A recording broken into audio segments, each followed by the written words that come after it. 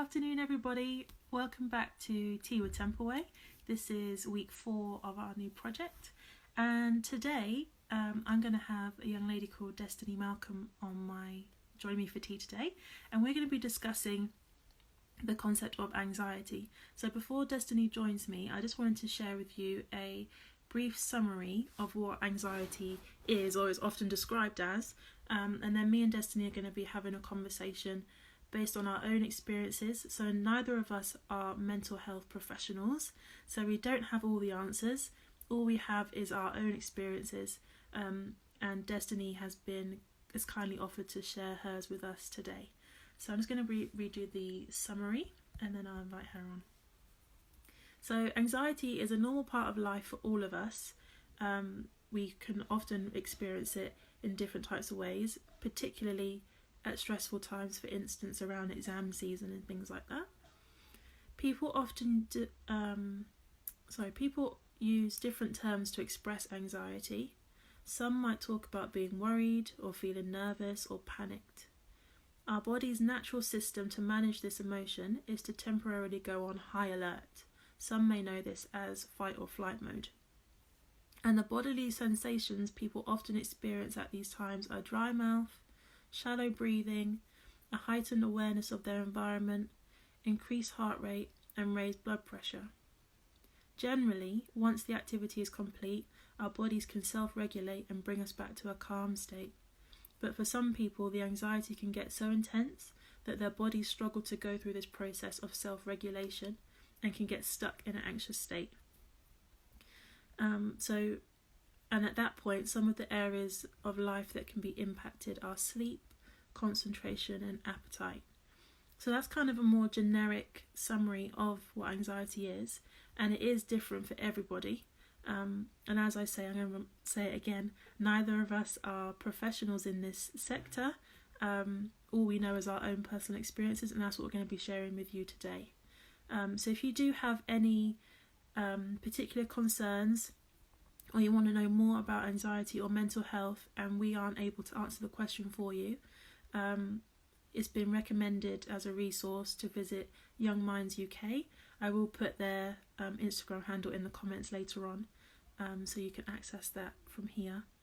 We'll go from there. So I'm going to invite Destiny on and we'll start talking. So I'm Destiny, and I am originally from Wolverhampton, but I currently moved in October. I moved to London. Some might say finally, because I've been talking about moving for the duration of my relationship. We're actually getting married because of the virus, we just don't know at the moment.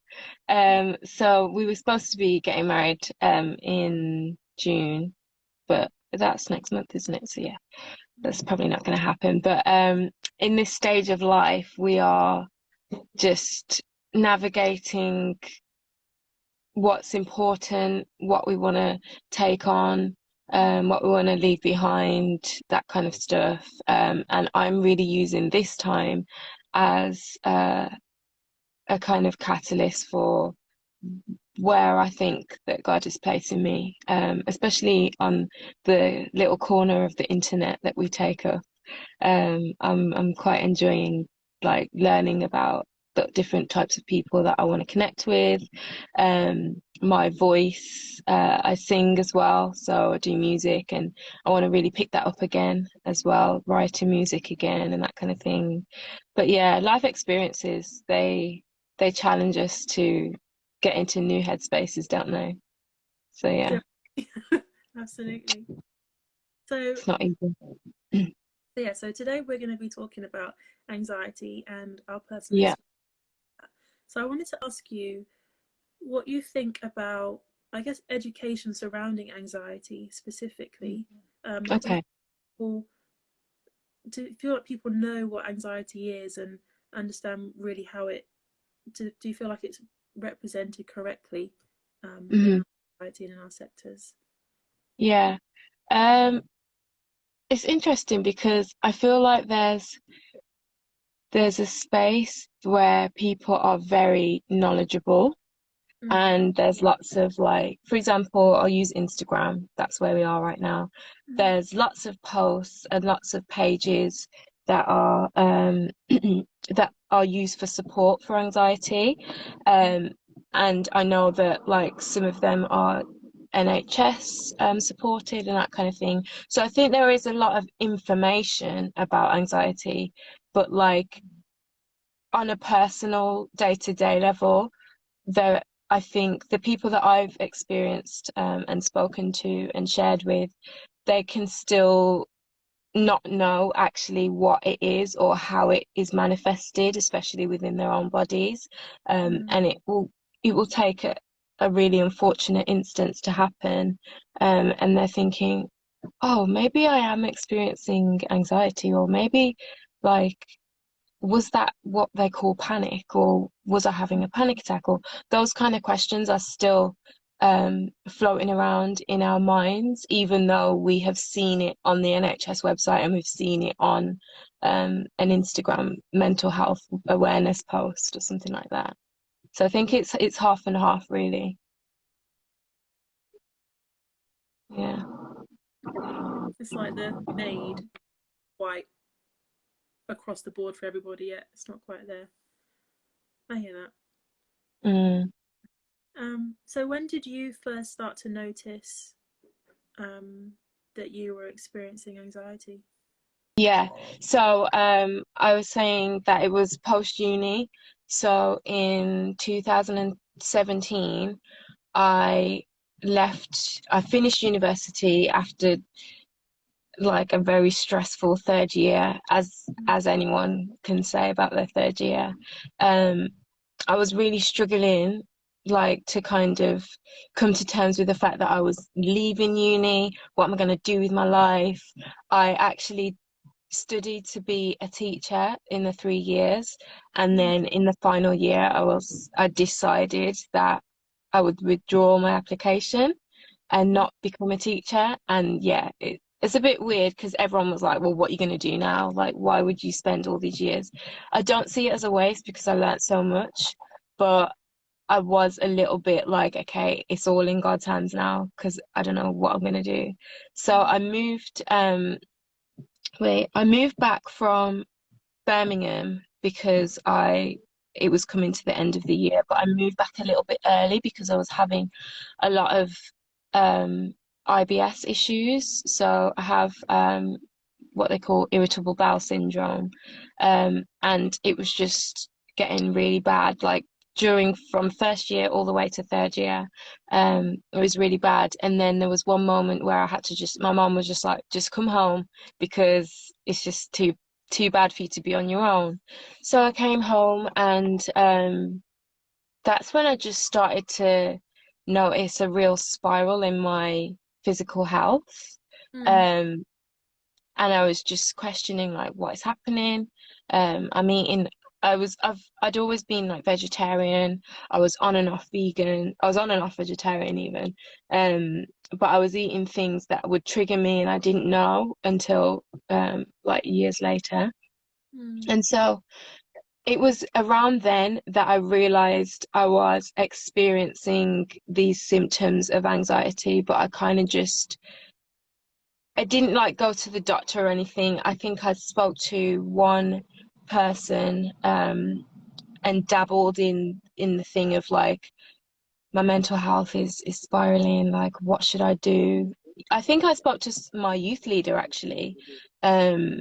and I just asked, like what is there anything that I should do? And she did tell me to go to the GP. So yeah, obviously I didn't because I was still a bit like concerned with all of that and going and making it official and stuff like that. But Mm.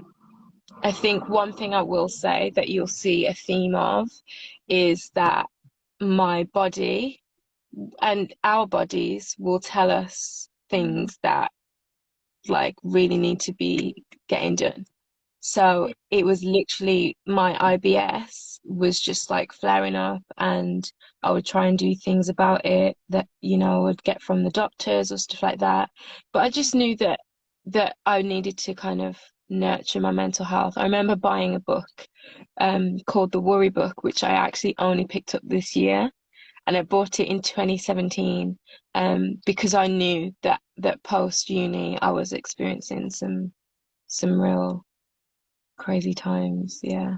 Mm. Yeah. So have you noticed like any patterns of when you are experiencing less or more anxiety? Like, is there anything that particularly like triggers it or anything like that for you? Yeah, yeah.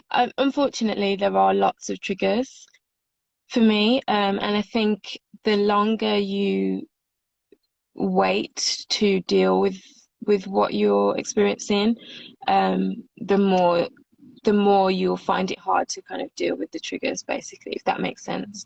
So, I can say food for me and like eating is actually a really big trigger.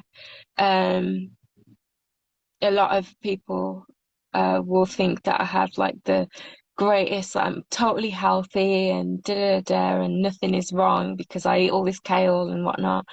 But there's a real like harmful stigma attached to healthy eating, and I'm only just learning that myself now. And I think um th the food can be a trigger for me because of the experiences that I attach with certain foods. So during uni, I would eat a lot of uni food, like pasta, pasta, and rice, lots of junk food, lots of sweets, all of that good student food. Yeah. And at the time, I didn't realize that the gluten was something that I was highly sensitive to. So I'd go to the doctors constantly and I'd be like, what's happening? Like I'm getting all this pain. And then they would just say like, I can't even remember, but they never ever told me to stop eating it or that I shouldn't eat it or anything like that. And it was only until I had to call the ambulance one time actually because the pain was just so bad. And after then, I kind of demanded to like be checked to see if I had IBS or not. And Mm. sometimes that's what you got to do with GPs. Like you got to just kind of like, I know that something is wrong. Like please help me. So that's why I'm saying the food thing is a trigger because I had such up and down experiences with different IBS triggers that I Mm. wouldn't want to get myself into a space now where I'm eating something or I'm with friends and all Yeah. they have is pasta and I am now feeling Mm. anxious because I don't want to be um like a party pooper and say, oh no, I can't have that. But I Mm. also want to feed my body well. So yeah, I'd say food is probably the biggest trigger Mm. for me, but also just anything like with anyone, n not having things go their way and go to plan. Yeah. I think that those are big triggers to me because um I think for the most part I yeah, it's just that wanting to be in control, that needing to have a grip of something.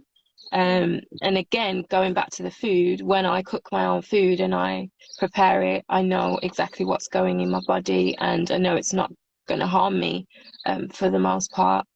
But just being out of control and not having things go your way is just, yeah, it is a big trigger for me. Mm.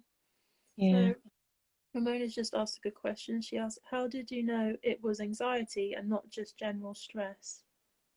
Um, Yeah, good question. So I think I struggle with stress and stress management as well as experiencing symptoms of anxiety. So like you mentioned at the beginning of this live, like Mm. the NHS website is so clear on like what the difference is, even though they can be very closely linked. um, the symptoms that I get are very much specific to anxiety as opposed to um, becoming like it can cause stress on my body, Yeah. but it is the anxiety that I'm having to walk through. Mm. Yeah, and like you said as well, it's linked to the worry of Mm. something that hasn't actually happened yet. Mm. So like the preconceived ideas, the I was listening to a podcast today and they use this term, what did they use? Uh it's a word where I need to get it now. Mm. Um it's gone. It's gone. But basically, it's what you like perceive. That's it. Perceive stressors. So the things that you perceive to be a threat, when actually there might not be a threat, those they can bring on those kind of feelings of anxiety because you haven't actually like experienced it yet or anything like that. If that Yeah. answers the question. Yeah. So could you give? Are you comfortable to share a couple of examples of those points that kind of distinguished it as anxiety for you, like what you can feel? Um, Yeah, speaking about what I can feel is probably yeah, speaking about what I can feel is probably the easiest way to distinguish between the two, I guess, because um okay, so let's go back to before the virus outbreak and before lockdown and everything like that. I was working um at my new job, and the atmosphere that I was in, it is what they call a stressful environment. Like catering, any sort of restaurant is a stressful environment, but the perceived stress that I was experiencing was giving me anxiety. So before I even would get into work, like on the train, on the tube, I would like literally just feel sick and this trembling. My again, like I'm grateful for my body and the way that it sends me messages, right? Because I know straight away that when my stomach is gets tight and I have those symptoms of IBS, it's actually the anxiety kicking in. And so I would be trembling, trembling of like my hands, everything. And then also just the stomach, the tightness, or it might feel like when you've eaten something really bad and it just can't digest. Like that is something that would happen every day. Even if I would just have like what they say is calm food, or like a vegan plant-based diet, I would still get those symptoms. Um, and then also like dizziness and like headaches. And again, this is in the worst case scenario as well, like when it all happens at once. But on a general scale, it's more just the trembling and my stomach where I feel it the most. But again, I think that it will be different for different people because your body has different my body has different needs and your body has different needs. So where my stomach and digestive system is week anyway because of all those, uni dates. And even prior to that, when I was a child, I actually had these IBS symptoms and I didn't really know. So I'm saying it's taken years for me to understand that the two can be married. Um, you might have you might not really feel it in your stomach, but they do say that 80% of I think it's 80% of our immune system is in the gut, and also that our gut is our second brain. So when you're feeling anxious before an exam, you feel a bit sick, you feel like you need to go to the toilet. It's that same feeling, but it's just on a like a really increased scale. And then another really key one for me is just the mind, like the the thoughts and the constant inner chatter that you can't really like explain, you can't really quieten. I've learned again over the years um through different resources and forms of how to actually like quieten those that kind of inner chatter that will just heighten the anxiety, because in a sense what I'm experiencing probably isn't actually like happening around me, but it's just how I'm reacting to these stresses that life brings. So yeah. Yeah, how does it affect your daily life, work, career, relationships? Yeah, yeah, yeah. Okay. Right. So, um, it's it's very hard. It's very hard. Harder now because like prior to like when I first come out of uni and I knew that like oh something was not right, mentally. I didn't really there I don't think like I was on Instagram and social media was there in 2017, but it wasn't like so big in a way. Like I think literally in like an hour it just spiked, right? Like in an hour everything just became mental health this, mental health that, and it was like, whoa, okay, Mm. like be careful what you say to her because she might have anxiety and da da da. And it was just very like, and in the workplace and even at church, like you could hear it creeping up, and a lot of more people were more sensitive to it. So prior to like that, I didn't really I didn't really know that it was affecting my work life, but I just knew that I just had it hard. I just felt Mm. like I was going through life a little bit um kind of like more challenge it was a bit more challenging for me than my co-workers, or some people could do certain things and I just really couldn't, or I can't really handle. There's so many triggers for me in life, but that's just how I am. But now, like on the other side of that, I'm now seeing that it's actually really affecting my life, my work. Um, Especially in the worst kind of, I say the worst kind of environments for me. So I did end up going into teaching after uni, even though I wasn't qualified. But that was okay because I do love kids, but it was the environment um, itself that was kind of like really exhausting for me. Mm. And that's when I knew that I really can't really be in the classroom anymore. And Mm. so fast forward to working in retail. I always worked in retail from uni times, from I left school.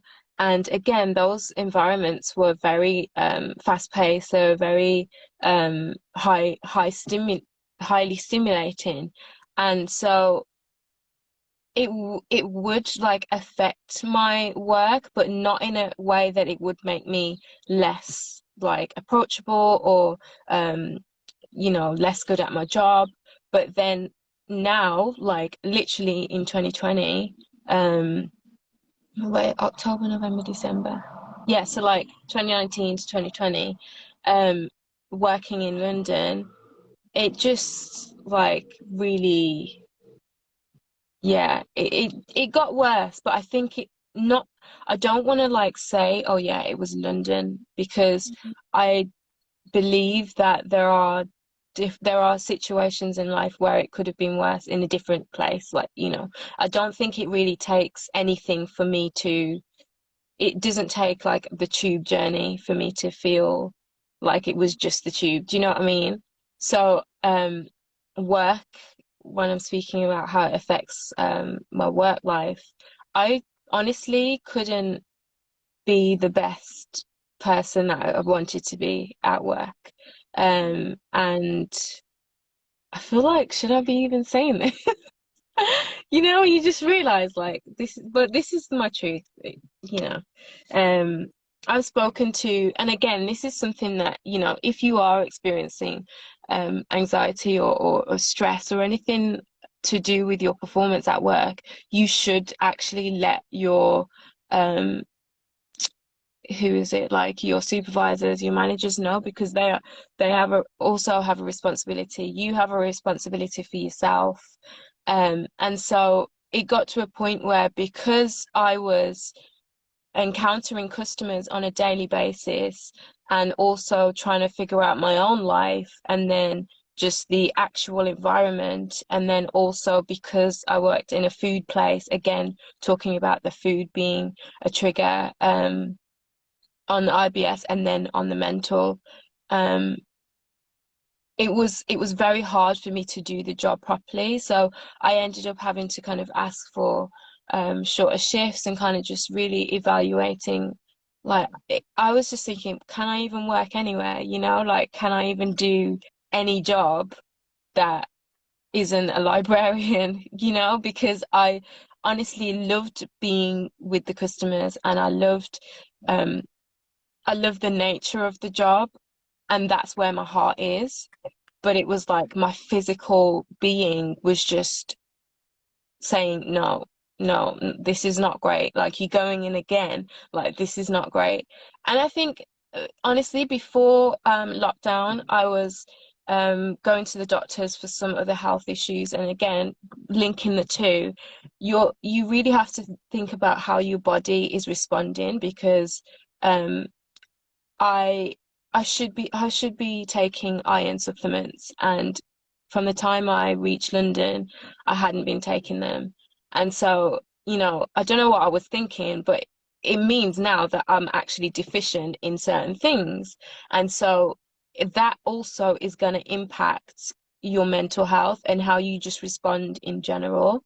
So, work-wise, I am having to think about what is the best environment for me to be working in, not necessarily what do I really, really want to do, but like, what doesn't compromise on my values? Like, what can I do that I love, but also doesn't just ruin my body and my mind? Not because that place is a bad, negative place, but because you are just who you are and you have difficulties physically and mentally. Um, oh, thank you. The other areas were like, I think it was relationships. And again, it's tricky because we're dealing with people and we're all so like complicated in our own ways.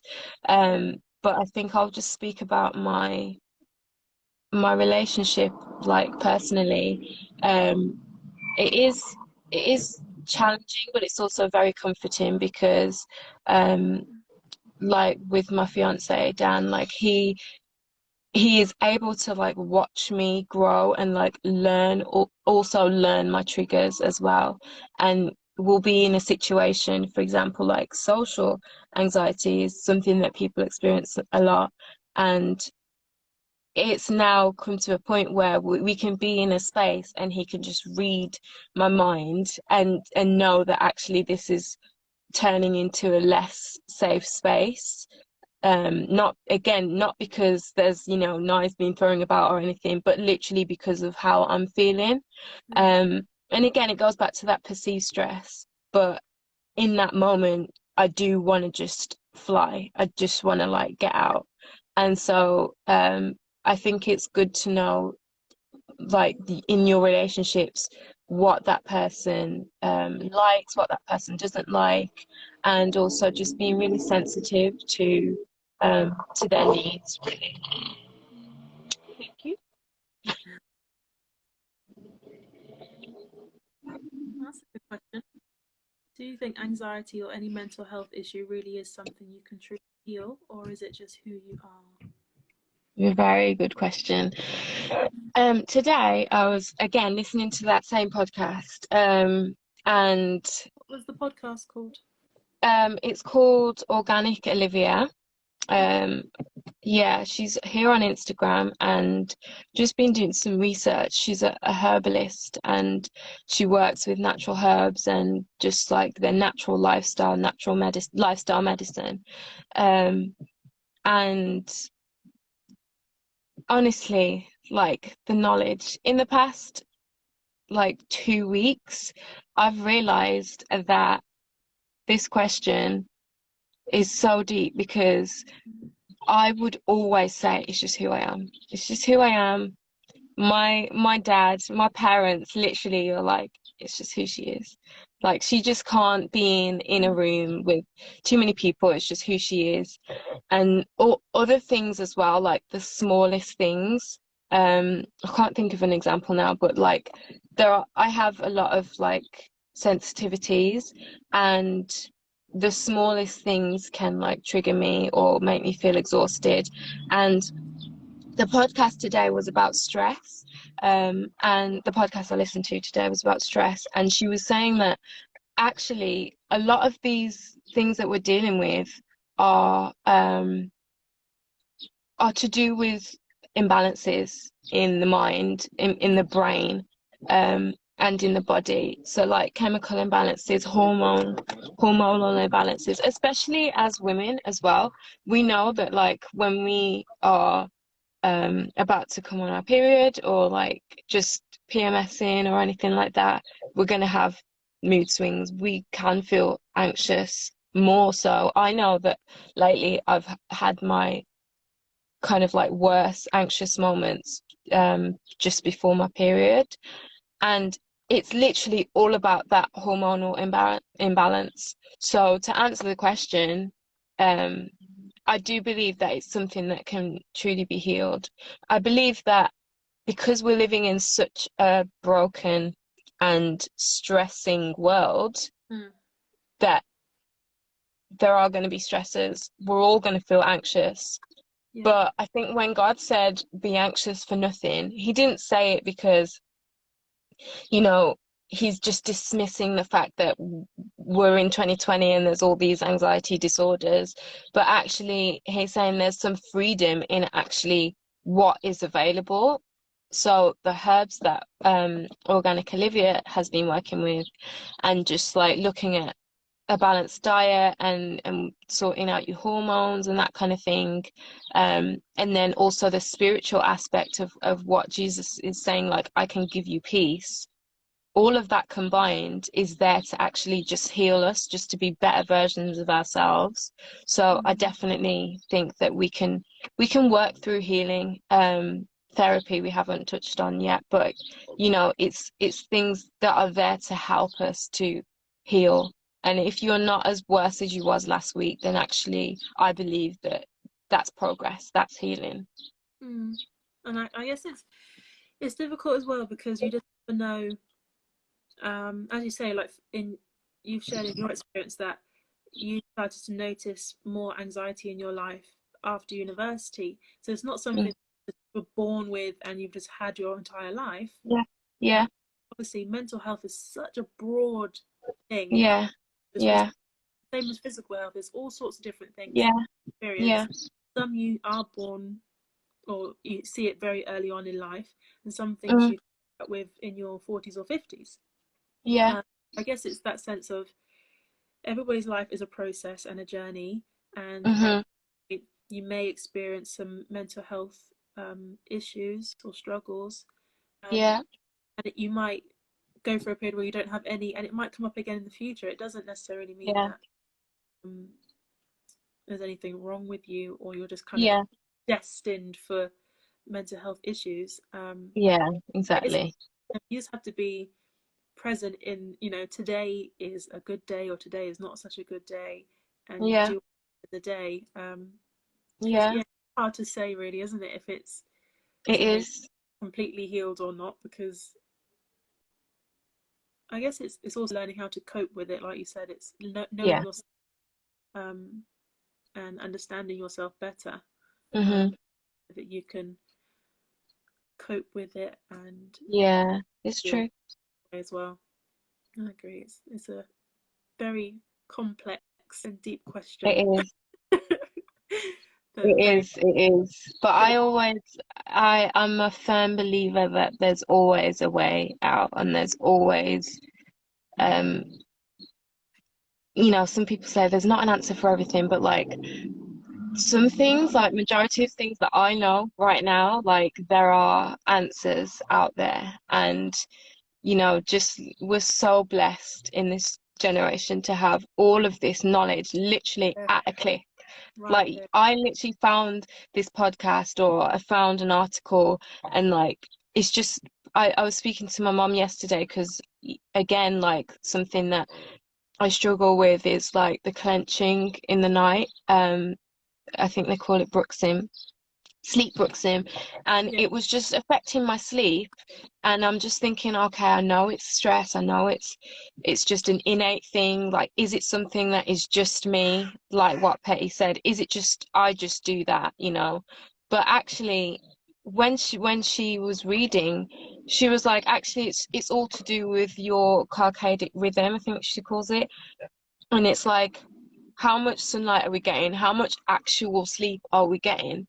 So if we go back to the drawing board and like look at how God intended things for us to be, intended life to be, then we can actually start to find answers slowly but surely in these things that are just so natural. And that's what I'm a huge believer in. So yeah, even if we have to fight and search for ages, which, Google is a great thing, we can definitely find answers.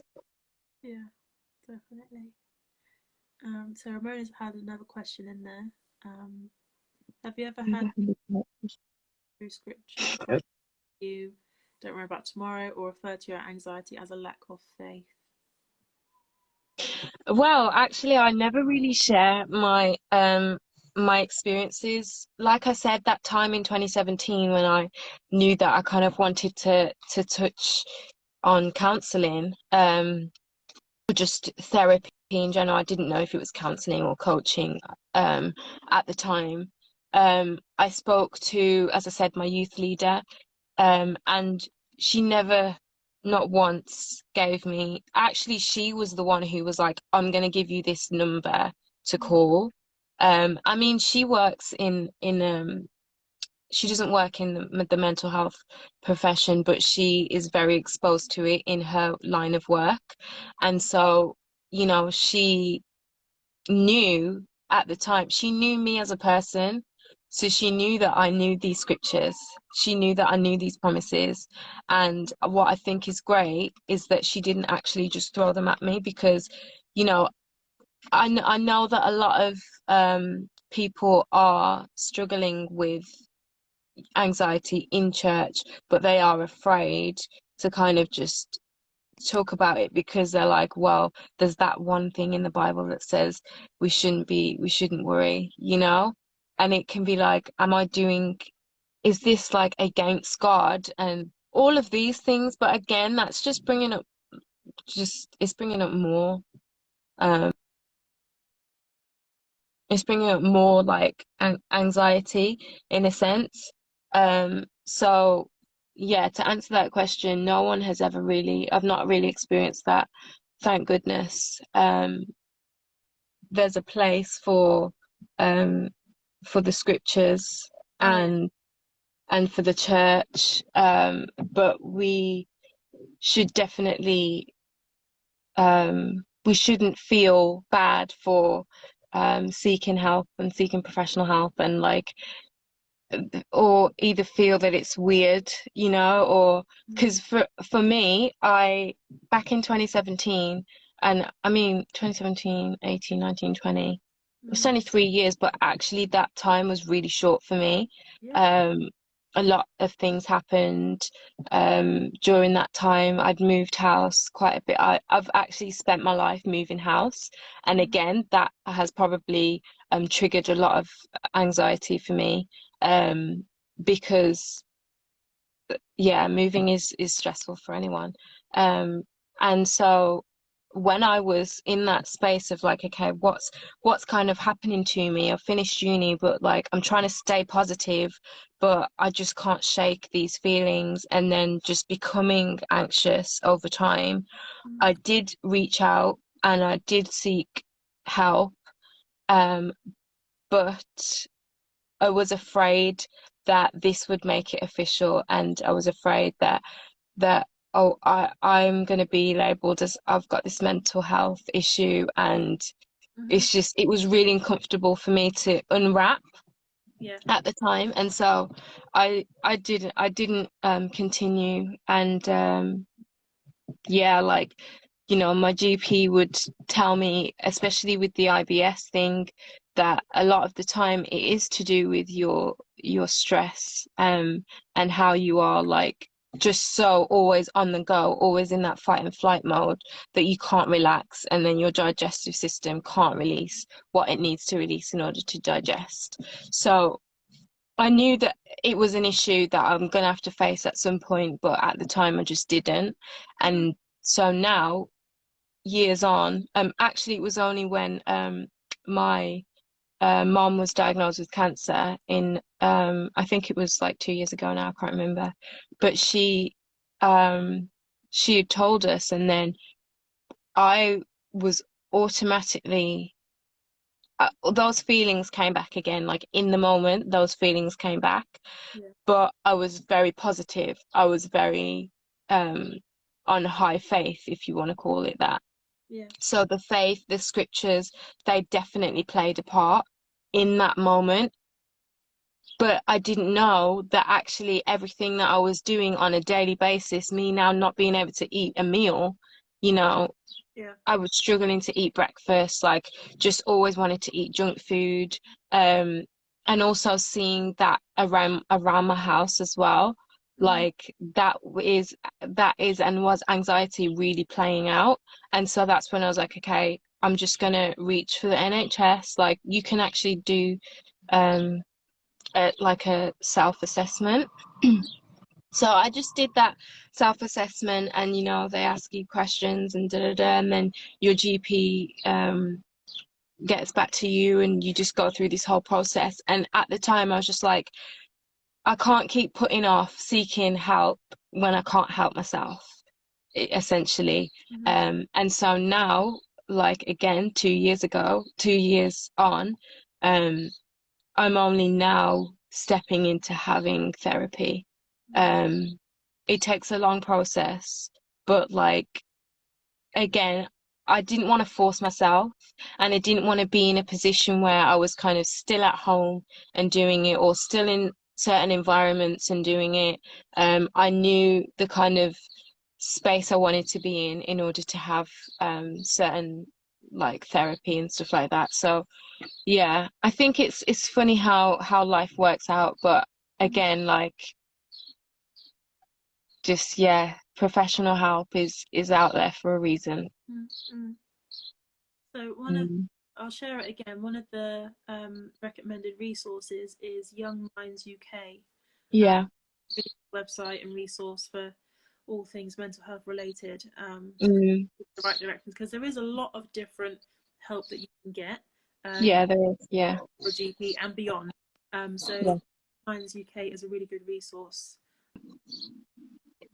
So I think it matters to the person.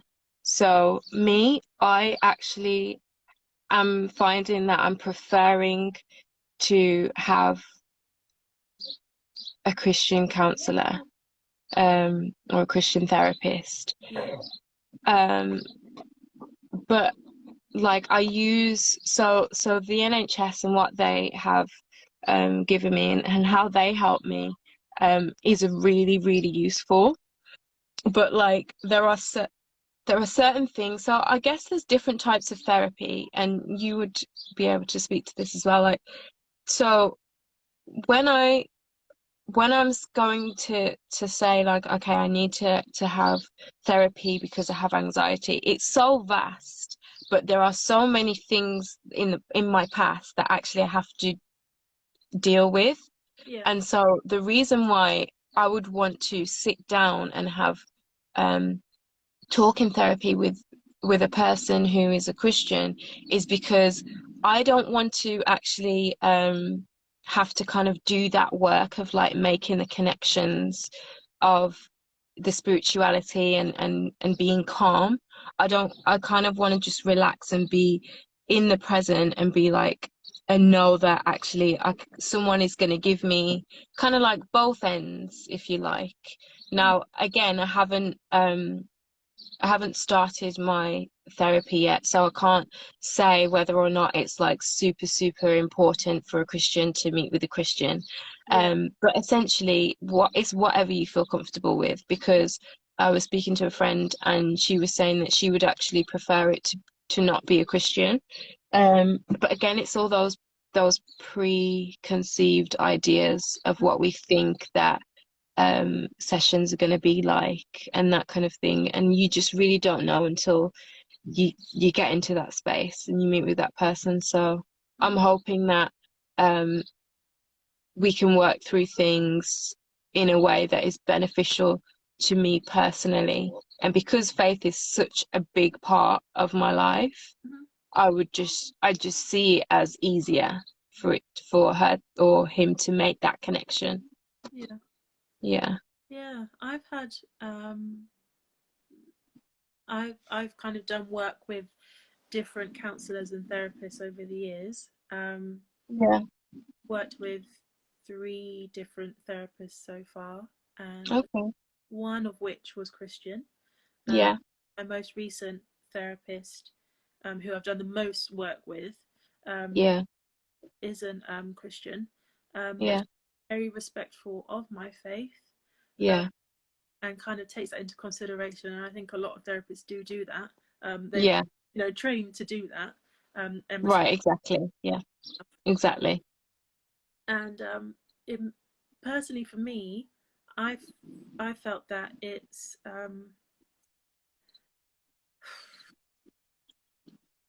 almost safer to say,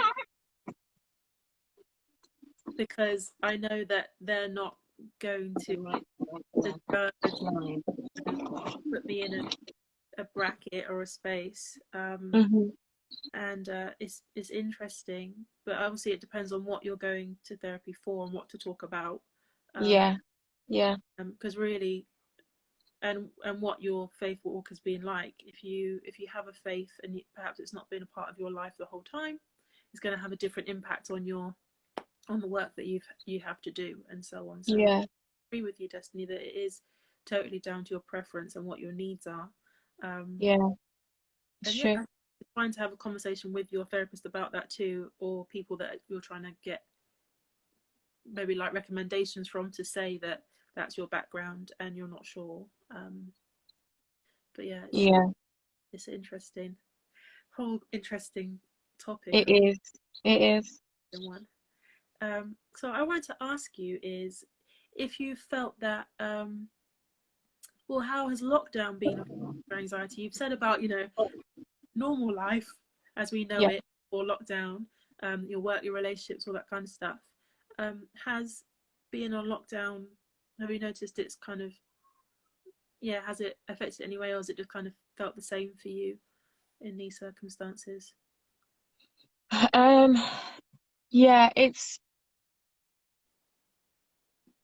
uh I find that it doesn't I find that in every situation that I'm in, it it manifests itself in different ways, and that's the reason why I know that I can't really like run from dealing with it, because it doesn't matter if I have just got a new job, it doesn't matter if I've just got engaged, it doesn't matter if I just got married, or I just moved to Australia.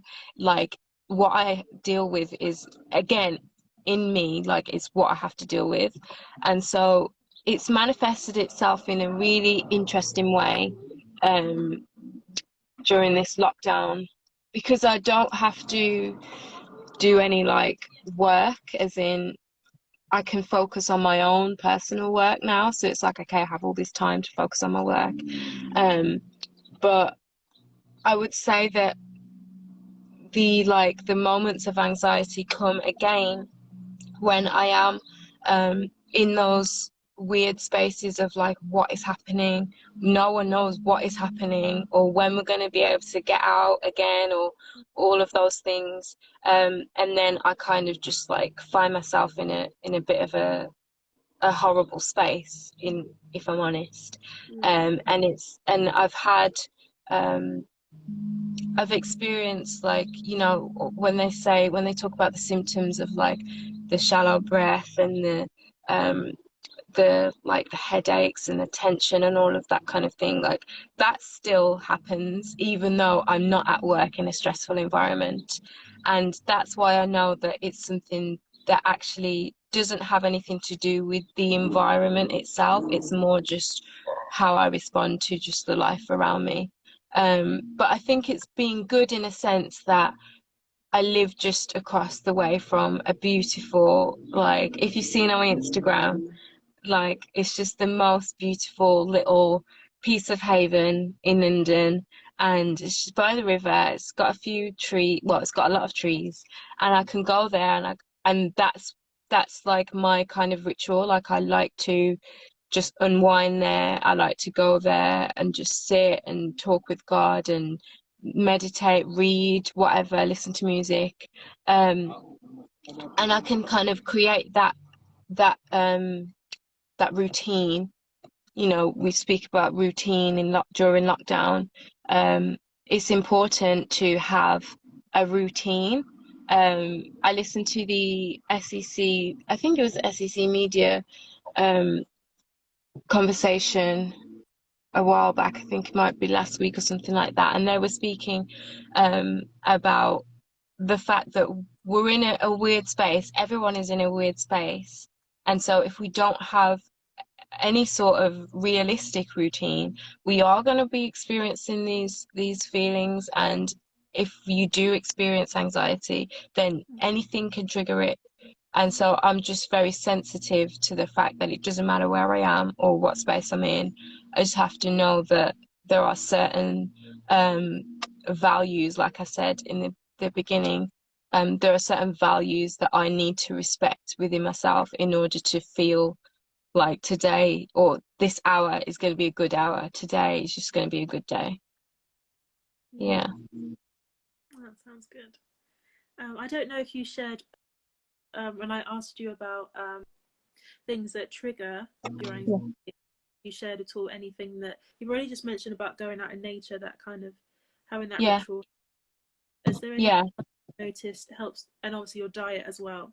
Is there anything Yeah. else that you found personally kind of eases your anxiety in those moments, or kind of relieves or maintain a hour or a good day, that kind of thing? Yeah. So something that I was given from the lady that I was working with from the NHS. We had like a bit of an anxiety class, and there were some tips there that were actually really like good, because I'm a kind of person that I like to journal and write things down and kind of just think things out logically. When I, for the most part, when I can be bothered. And so there was one thing, she called it being the judge and jury of your own thoughts. Okay. So basically, like, kind of just having a bit of a thought diary. So I like to just write down like certain thoughts or like certain triggers, and then kind of, it's a bit like a for and against. So writing down, how likely is this going to happen, or on what basis are you feeling like something negative is about to happen? Like, what are the what's the evidence? Yeah, where's the evidence and where does it lie? And like, when you kind of go through that list, you can again see habits in your pattern. What time of day are you feeling this way? What happens? Who's around you? What have you just listened to? You can begin to pick up those kind of patterns, and then also you can start to look at your evidence and what, maybe it's really, really unrealistic, maybe it is really quite true. And then now, if you find something that actually is quite true, it's like 90% likely or something, you can then deal with that, like if you can deal with it. And so I'm working through a lot of like physical resources from the NHS. I think um, there's links, like click-through links on the NHS website Mm. where you can get like worksheets or stuff like that that can help you with these kind of thought diaries and things like that. Again, a book that I'm reading is called The Worry Book, by, oh, I can't remember who it's by. But again, in there, it's a lot of workbook activities. You got to kind of like do the work, put the work in. Um, and that can be really hard. Most people aren't used to like looking within themselves, like we spoke about earlier. Like most people are really realizing stuff about themselves during this quarantine that is like, whoa, Yeah. And so I think it's really important for us to be taking those moments to just assess what we're thinking and how we're thinking it. It's really hard. It's really hard. It's not easy.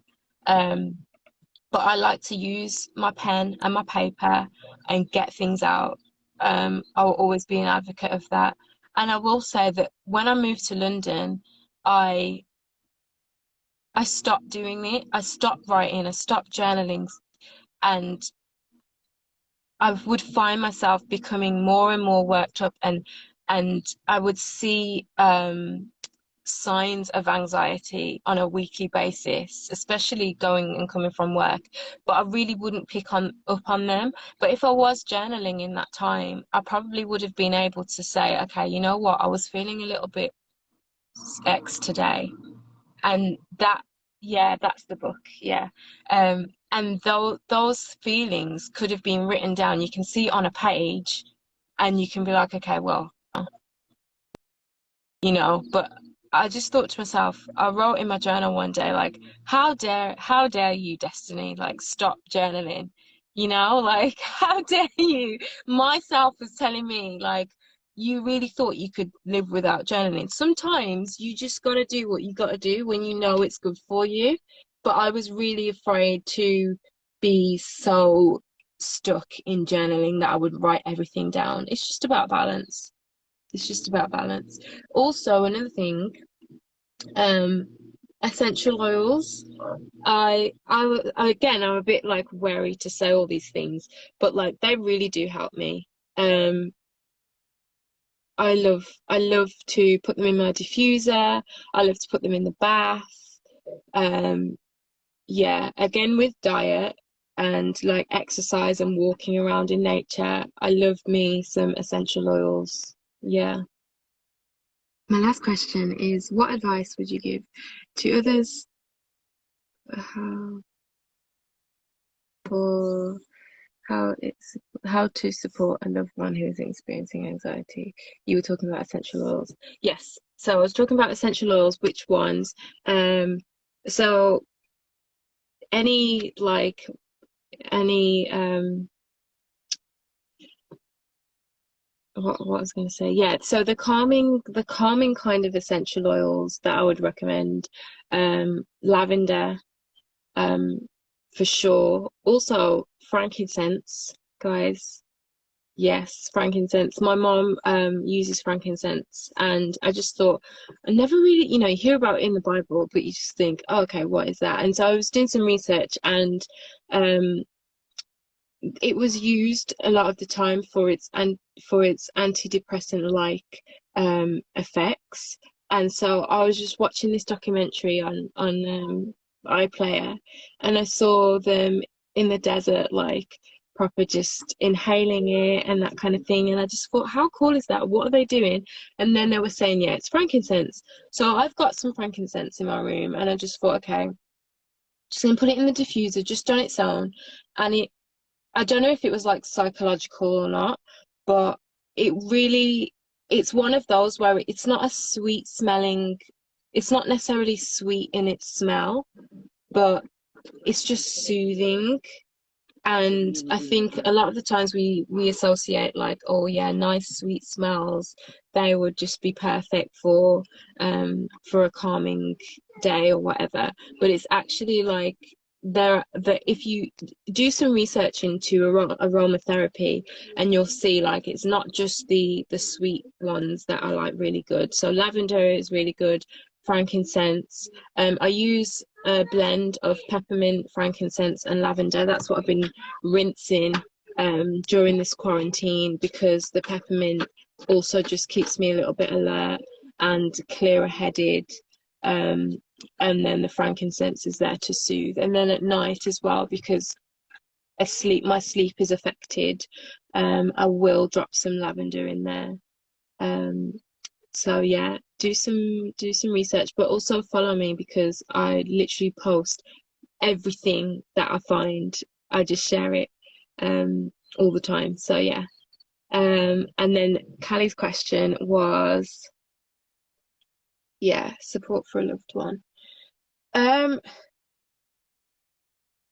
Yeah, I think the way that I've received support over the years, especially through my fiance, is just like just showing understanding, or just a willingness to understand, because it's something that, again, like we said, we're not really trained in this. There are people out there that are trained, that do know what's happening, but if you are able to just kind of have a more sensitive approach to it, as opposed to that, what you said about throwing the Bible texts out there and that kind of thing, and okay, just go outside. I'm guilty of it.